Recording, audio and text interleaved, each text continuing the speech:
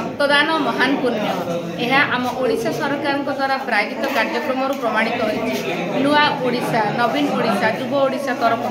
आज आम षोलपदा डिग्री महाविद्यालय एक रक्तदान शिविर अनुष्ठित होती आमर स्थानीय सरपंच चारुलता मिश्र ठाकुरगढ़ उपस्थित मुख्य अतिथि भाव उपस्थित हो आमको उत्साहित कर छड़ा आम स्टाफ छात्र छात्री मैंने आम रिपोर्टर भाई मैंने स्थानीय बहुत गुरुजन मैंने आसी रक्तदान देवा सहित रक्तदान महान पुण्य को वास्तव में परिणत करमे यही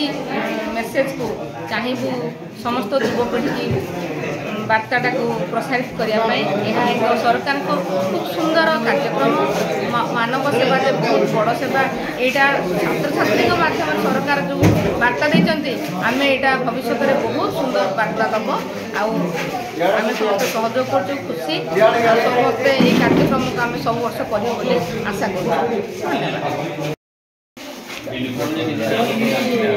कॉलेज रक्तदान शिविर कर प्रिंसिपाल मैडम को धन्यवाद दूसरी जहाँ आम रक्तदान महापुण्य पिला मन में ये धारणा आसू गोटे रक्त बिंदुर मूल्य बहुत कोटी कोटी टंका गोटे यही रक्त टिकक बहुत जीवन रक्षा करने असमय तेरे माने रक्तदान शिविर चल आज षोलपदा महाविद्यालय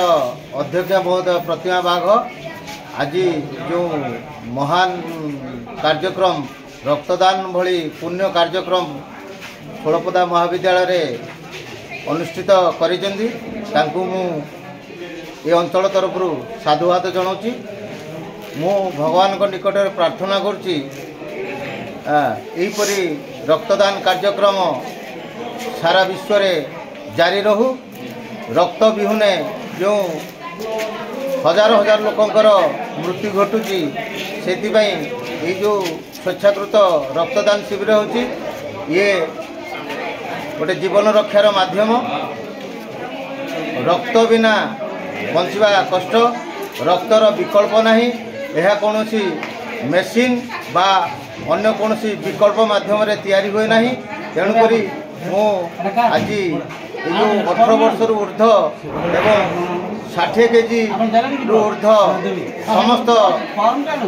नागरिक मानक अनुरोध रक्षा करुच्ची रक्तदान कार्यक्रम को आग को नियंतु एवं रक्त विहुने क्या मरवा को न दिंतु एति मोर संकल्प। धन्यवाद। जय हिंद।